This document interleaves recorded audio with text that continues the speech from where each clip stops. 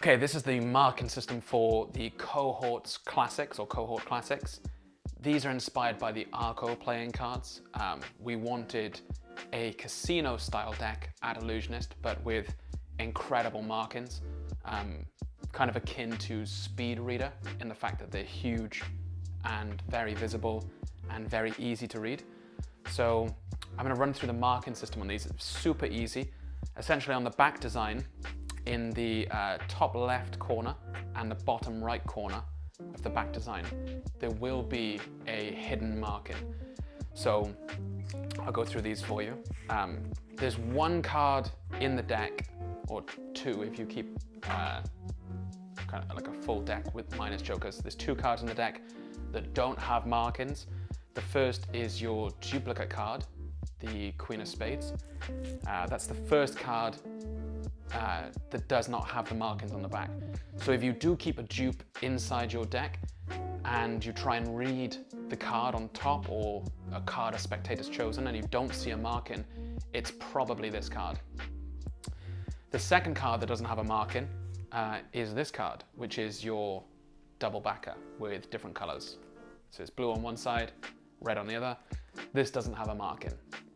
So again, if you are going to use this, you can either put like a pencil dot or a Sharpie dot, so you know which one is your double backer, or you can exclude the dupe and this from the deck.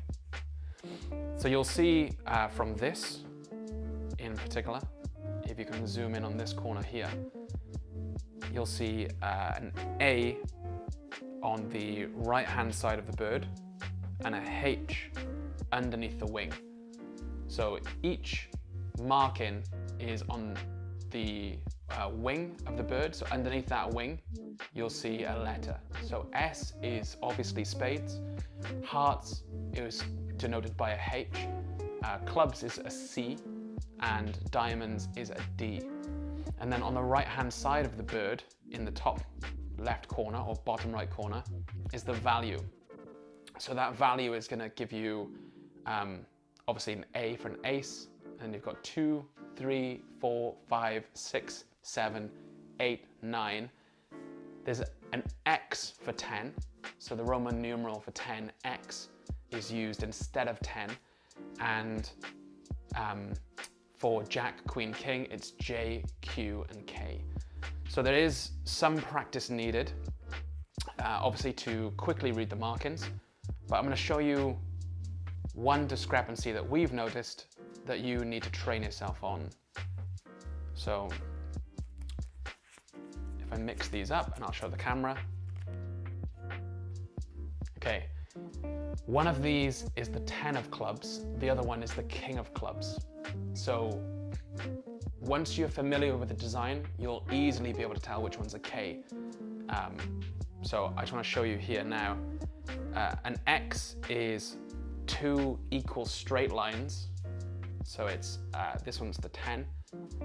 And in the top corner, you've got 2 equidistant lines perfectly cross-sected between each other. On the King, there's a smaller space at the top where the lines are apart. On the K, there's a smaller space than there is at the bottom. That's a very quick way to tell that's a K.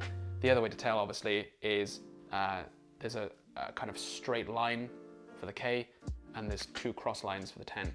So the K has kind of like this, and the 10 like this.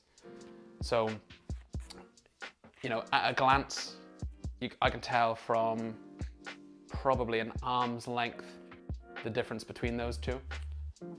But that is one thing that, you know, we just want to make sure that you're not caught out on, especially, is the 10 and the King. So that's with every card. So I'm going to give you guys a test at home. I'll take out one card, and hopefully the camera can zoom in on this one. And you've got to decide now, knowing what you know about the marking system, whether you can see that marking from here. You've got to decide now what card that is. So I'm going to ask the cameraman behind the camera, Lloyd Barnes, if he can see that marking and tell me what card that is. 6 of diamonds. The 6 of diamonds. Give yourself a round of applause at home if you got that one correct. But if he can see it from all the way over there, and you know, I'll show you how far away he is. Like, I can't even hit him in the face. He's probably about 2 arms length away from me. So if you can see that, a 6 is here by the bird's beak. That's where the value is. And the suit is the D. It's underneath the wing there. Okay, so I'm going to test you guys again. I'm going to pull out a random card. So knowing what you know now, look for where the beak is. That'll tell you the value of the card. And then underneath the wing will tell you exactly what suit that is. So I'll ask the cameraman again, and you at home play along. What card is this? 8 of spades. And it is the 8 of spades. So as you can see, it's a very easy marking system with this deck.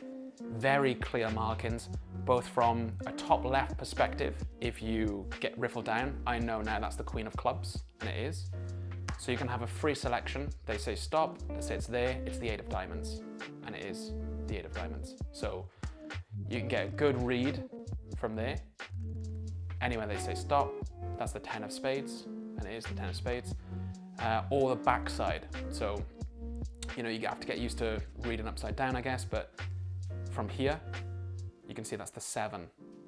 So you've got this corner here, if it's you, and you've got the top left corner there, either from a dribbling position, from a riffling position, from a spectator pulling it from a spread position. You can see all of those. And if your spectator's holding it and they cover the marking here, let's say they take out a card, but they cover the marking, you can at least have a chance now of seeing that upside down. So I know that's the 10 of diamonds, and it is the 10 of diamonds. So from knowing the marking system, you should be completely covered from arm's length, from on the table, from kind of this position, from a spectator holding the marking, from a spectator holding it flat in their hand. From almost every position there, you should be able to see those markings in the cohorts. That's why we're super proud of it. That's why we love the Cohort Classics deck, and we hope you love it as much as we do. So thank you so much for picking these up. Take care.